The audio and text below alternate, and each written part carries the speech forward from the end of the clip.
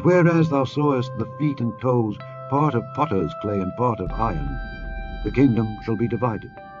But there shall be in it of the strength of the iron, forasmuch as thou sawest the iron mixed with miry clay. This prophecy of the division of the Roman Empire began its fulfillment during the 3rd century AD. The Roman army was struggling to maintain the large borders of its empire. Due to internal and external pressures, Rome lost control of a significant portion of its eastern territory to the powerful trading city of Palmyra. By 271 AD, the Palmyran Empire controlled a large portion of Asia Minor, spreading all the way down to Egypt. At the same time, the western frontier fell to a mutinous Roman army, which established their kingdom known as the Gallic Empire, which held sway over Gaul, Spain, and Britain. In 270 AD, during the height of this crisis, Emperor Aurelian emerged. After protecting the northern frontier against barbarian invaders, Aurelian restored Roman power in the east by conquering Palmyra in a series of battles in 272 AD. In the following year, Aurelian marched to Gaul to reclaim its western territory. In 274 AD, he defeated the Gallic Empire, ending the Roman crisis. However, Rome's instability continued. In 285 AD, Diocletian endeavoured to restore Rome's former strength and stability by dividing the power of government between 4 emperors, 2 senior emperors and 2 junior emperors. Diocletian, as senior emperor, ruled the east from Nicomedia, while Maximian, also a senior emperor, ruled the west from Milan. Galerius, a junior emperor, controlled Illyricum from Thessalonica. And Constantius, also a junior emperor, had power over Gaul and Britain from Trier. However, naming numerous emperors led only to more civil wars, making it easier for the barbaric tribes to invade. In 305 AD, Diocletian retired, and over the next 2 years, 8 emperors began to fight for supremacy, bringing Rome near total collapse. However, Rome could not collapse at this point if the prophecy of the iron and clay was to be fulfilled. Important changes needed to take place before Rome could be divided. Divine providence solved this crisis. After Diocletian retired, Maximian followed suit. The 2 former junior emperors, Galerius and Constantius, became senior emperors in the east and west respectively. Severus was junior emperor to Constantius in the west, and Maximinus II was junior emperor to Galerius in the east. The following year, 306 AD, Constantius died in Britain, and his son Constantine was then proclaimed emperor by his father's army. However, this conflicted with Severus's new position as senior emperor in Rome.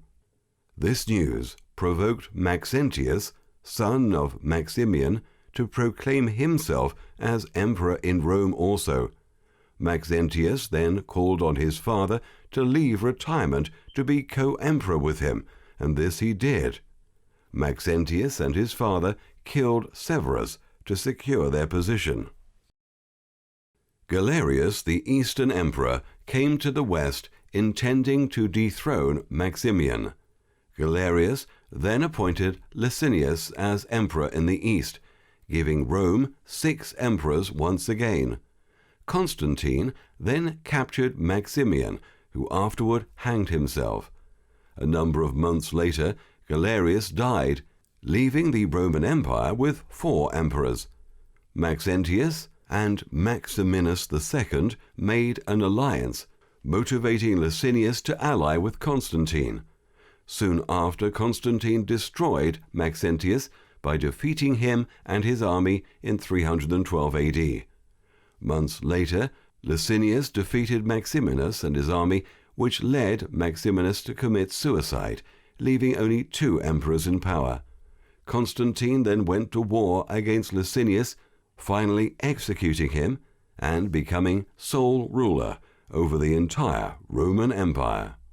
The eastern regions were united with those of the west and the whole body of the Roman Empire was graced by a single and supreme ruler. Constantine the Great was Rome's last emperor to rule the entire empire. This was necessary to fulfill biblical prophecy. Constantine made some very important changes that were like seeds to spring up in a Roman government of a different kind. During his 31 years of rulership, Constantine publicly professed Christianity, became the first Christian emperor, and put a stop to Christian persecution through the Edict of Milan in 313 AD. When you see that this has been granted to Christians by us, your worship will know that we have also conceded to other religions the right of open and free observance of their worship for the sake of the peace of our times, that each one may have the free opportunity to worship as he pleases. This regulation is made that we may not seem to detract from any dignity of any religion. Constantine also greatly favoured the church in Rome and flattered the bishops, donating land and wealth to the church. It was the aim of Constantine to make theology a branch of politics. It was the hope of every bishop in the empire to make politics a branch of theology. Constantine made theology a branch of politics by acting as supreme judge to solve doctrinal divisions within the church, even though he wasn't baptized. He dealt with the Donatist schism in North Africa by 320 AD. He also called and presided over the Council of Nicaea in 325 AD, attempting to solve the Godhead schism between Arianism and Trinitarianism. In 321 AD, Constantine issued his famous Sunday Edict. Constantine, Emperor Augustus, to Helpidius. On the venerable day of the sun, let the magistrates and people residing in cities rest, and let all workshops be closed. In the country, however, persons engaged in agriculture may freely and lawfully continue their pursuits, because it often happens that another day is not so suitable for grain sowing or vine planting, lest by neglecting the proper moment for such operations the bounty of heaven should be lost.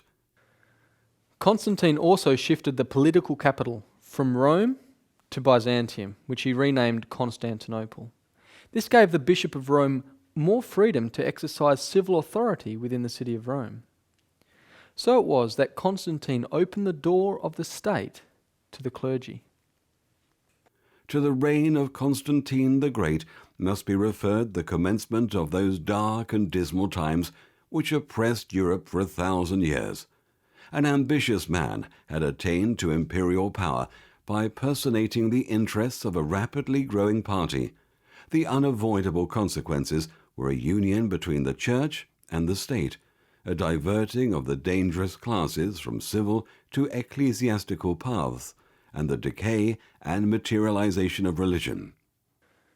This joining of church and state was an irresistible temptation to the bishops of Rome. The bishops believed that pagan Rome was the oppressor of the Christians, as Egypt was the oppressor of the Israelites, and that Constantine was to the Christians as Moses was to the children of Israel. The Roman historian and bishop Eusebius, who lived in the days of Constantine, writes this: For as once in the days of Moses and the Hebrew nation, who were worshippers of God, he cast Pharaoh's chariots and his host into the waves, and drowned his chosen chariot captains in the Red Sea. So at this time did Maxentius and the soldiers and guards with him sink to the bottom as a stone, when in his flight before the divinely aided forces of Constantine he essayed to cross the river which lay in his way. They also believed that the church was to be a theocracy, a nation to overrule nations, as Israel was in the days of King David.